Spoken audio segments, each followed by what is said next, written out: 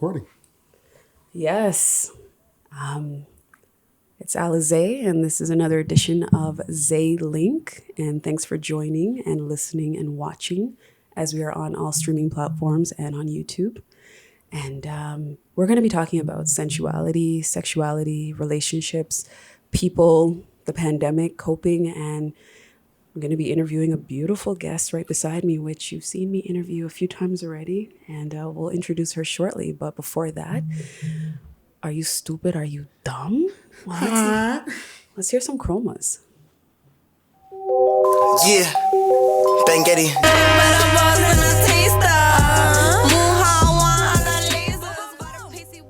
Yes. I got to rate that track still. It's a good one. Yes. Sounds fire. And Toronto Artists is what we do when we promote and support here on We Love Hip Hop. And definitely Zae Links, we talk about what's going on in our community. So let's get into it. I have Cece, also known as Cecilia Morrell, model and vixen and many other titles. So without further ado, I'll get you to kind of shed light a little bit and reintroduce yourself. Thank you so much for having me, first and foremost. Hi, I'm Cecilia Morrell. I've held many hats over the course of the last couple of years. I do some nude and lingerie modeling.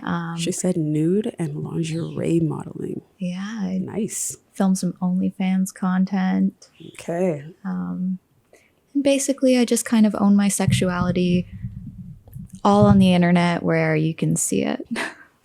And we love to do that as empowered women. We like to own our sexuality and we're not shy, are we? No. I think we've, for those of you that can't see, we have some beautiful props here and her personal shoes. And we have some rope. And we'll talk about that shortly because these are exciting things. So That means you got to subscribe to the YouTube channel and see all that stuff. Hey. yes, and you can find us at on YouTube on We Love Hip Hop Network, and also my personal channel, Allizae Vlogs, and you can find a whole bunch of content on there. And on the social space for SoundCloud and streaming platforms, and follow Cecilia on Instagram. What's your handle? So my handle is ceciliamorrell.tv on Instagram and Cecilia Morrell on Snapchat and Twitter. Nice. So there's no excuse why you can't get a hold of her. So I'm going to actually start our session here with a little poem that I wrote. Oh, let the people know where to send their questions and stuff as well. Okay, yeah. So before that, if you have any questions about intimacy, sexuality, sensuality, relationships, anything that you'd want to even ask me or have any of our guests answer on the show, send an email, please. Privacy is respected to zaelinks@gmail.com. And that's ZAELINKS@gmail.com. Or if you want to connect with me directly, my Instagram DM is a perfect place. Messaging underneath posts. And also just sending a DM is really the easiest way. And you can send a voice note as well. And even video questions help. So please use our handles on how you can connect with us. So I realize that we're in a pandemic, just like you do, Cecilia. And it's hard out here for a lot of people with relationships and coping mechanisms. And even just dealing with people. And a lot of us have our own personal struggles. And I feel that sometimes we just need some kind words or motivational words to keep us going. So I got inspired to write because, the pandemic affects me as well. And my situation, because we talked about situationships in episode 1, and it's a real thing. So I'm going to get into it. I call this one Private Bay.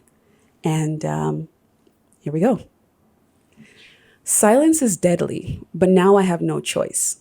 I didn't see how much you drowned out to the sound of my voice. I do too much talking, not enough listening. I need a redo at this moment, a psychological christening. Have I been unfair? Yes, and disrespectful even more. I can blame a lot of factors. Bottom line, I'm insecure. We all want to be loved, but can't master how to give. I demanded and expected the most. You just wanted to live. I took things too far. I said way too much. All you maybe needed was a hug or kiss, just a touch. I'm possessive with lovers because who would want to share? I took so much and needed more. You question if I really care. A lot of time in, we connected so deep. I'm always so scared, your heart I can't keep. I said you were heartless because I felt so alone. Now I regret those words. I wish you'd come home. My mind is racing about what you're doing and where you be.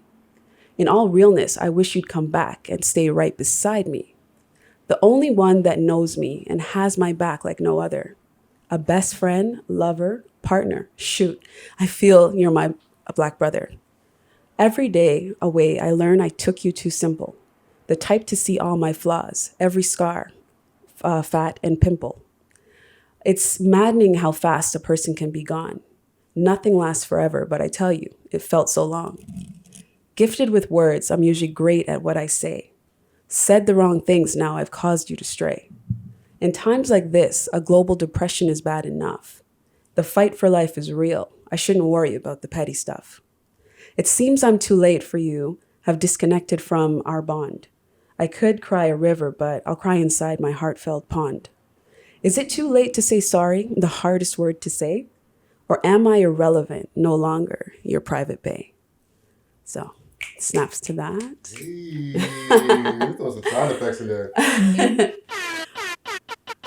Yes, and for those of you that don't know, I'm also a poet at heart. I'm a writer, and I do have a book I'm trying to publish that's been ready for years, and I haven't done it. So if somebody wants to motivate me to finally publish it, let me know. And you know you got bars too. Stop playing. Yep. I'm a rapper, yes. I do a lot. A creative burst of energy is just here. Rhythm and poetry. Yes, and we can feel that. So let's dive into our session here, Cecilia. That was a beautiful start. Beautiful way to start this off. Thank you. And I just think it's real because we're all entertainers. We're all so many things. And as you said, we wear so many hats. And, sometimes we have our own intimate situations that are troubling.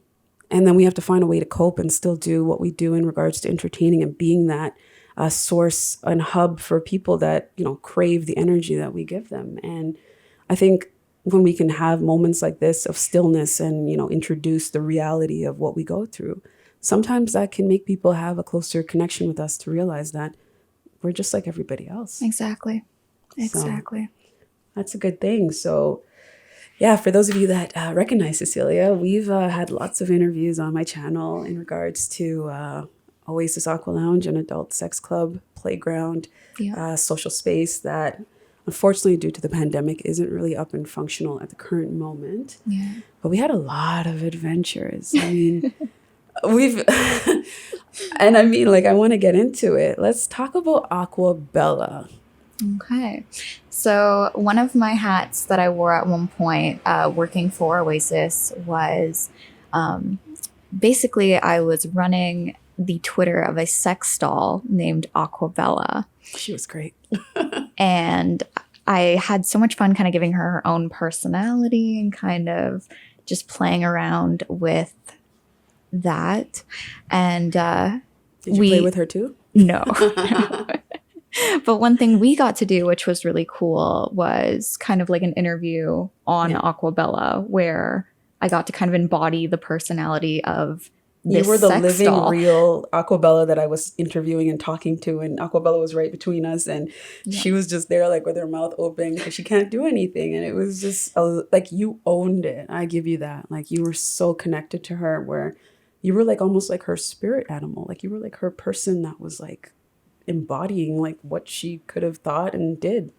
It was a lot of fun. I even went as her for Halloween. I just really went full throttle with it. And I think it was a really unique opportunity to kind of normalize sex toys for... sex dolls, because that was a big thing in the media when it was becoming legal to even have them, because a sex doll, for what most people don't know, is almost like considered like an escort, or like depending on how the sex doll is used. So I've done interviews on my channel as well with owners of sex doll brothels, if you can call it. Yeah. And Oasis was one of those hubs where you could utilize that sex doll and have sex with it, touch it, do all kind of things. And it was really cool that it had a vajayjay that could be taken out. Yeah. So she actually had 3. That's 2 more than I'll ever have. And Yes. And we could take them out and, replace them. They had different shapes. You could kind of. It's so tight knit. So you can actually control the grip of the vajayjay on the sex doll. Yeah, it's all about that gorilla grip. Gorilla grip? That's the title. That is it. It's all about the gorilla grip. I love that. Yep. Oh my goodness. That was hilarious because I actually got really close to Aquabella, and I myself did have some action with her. And it was for demonstration purposes, of course, because sex dolls aren't really my thing, so to speak, for me to get off or like have a sexual moment with, in all honesty. Yeah. But because of interviewing people and getting the sex doll culture kind of exposed to the listeners and viewers, I wanted to kind of experiment what it was. So one of my sponsors from Funhouse, it was a sex toy company, they gave me, one of my options was what was it? It was a strap-on. And I had a little scene with Aquabella, actually, funny enough, and it was very awkward. So that was when I realized that men having to stand up and give it to you from the back, women, we need to be a little bit more sensitive. It's a lot of work. Oh my goodness. It is hard. Yeah. For a guy to have to thrust his hips and do all of that action, and when we want him to stand up, I understand why a lot of guys just want to lie down or they want to just have a break. It is hard. Yeah. I couldn't keep up with it. It's like a lot of hamstring workout, and people don't think about that. And I really had a moment because it's like I was in the position of being what a traditional guy or aggressive, like whatever a person would be doing by being the aggressor in the sexual act. And I was, wearing a strap-on, and I was going at it with Aquabella with her big ass and all that good stuff, and her, what can I say, her interchangeable vajayjay. I don't know which setting was in at the time. I don't know if I had the glam, but whatever setting it was really interesting, and it was hard. I just wanted that experience to know kind of what guys go through, or those with... You didn't have it on gorilla grip setting? I don't even know. I just know that there was something in there. And I guess that's the reality of what most guys go through. You can't control the grip or the glam of what a woman that you're going to have intimacy with has. But now you have a whole new appreciation for that, hitting it from the back. Oh, yeah. I will try my best not to be aggressive with my partners, to not have to stand up and do all these vigorous, creative, athletic things that I love to do. I will definitely simmer down and try to do something more mutual, because I didn't realize the impact of it. Like, being a guy is hard, having sex. Yeah.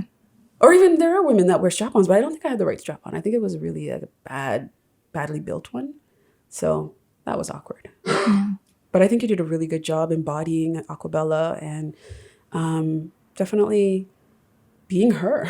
It was a lot of fun. I mean, like, it's very rare in day-to-day life where you can be so, like, openly.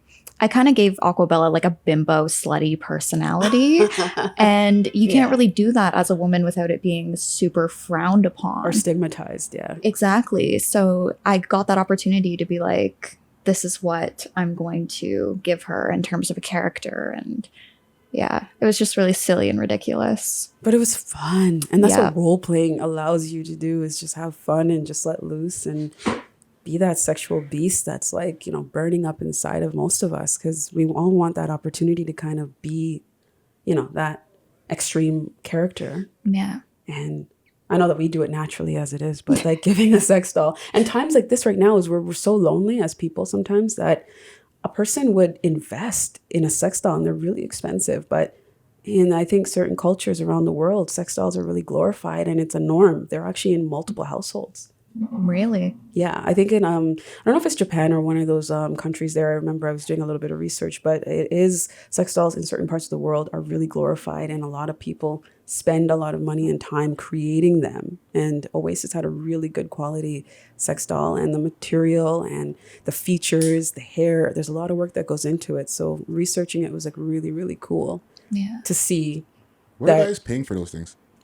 You have to custom order them, because you build them from scratch. Literally, it's from the material that the mold comes out of, and then it becomes the aesthetics, the eyelashes, the eye color, the lips, the mouth, the open, like even I think the measurement of the diameter of the openings in the actual doll because if you have interchangeable body parts like a vagina, vajayjay that can be interchanged, then you get that custom order a part of it, and then it gets delivered to you. There is someone who works at Real Doll who is just in charge of the makeup and the aesthetics. So they're sitting there like doing the doll's eyeliner the same way we would do our own. Like a makeup artist. Yeah. Yeah. Wow.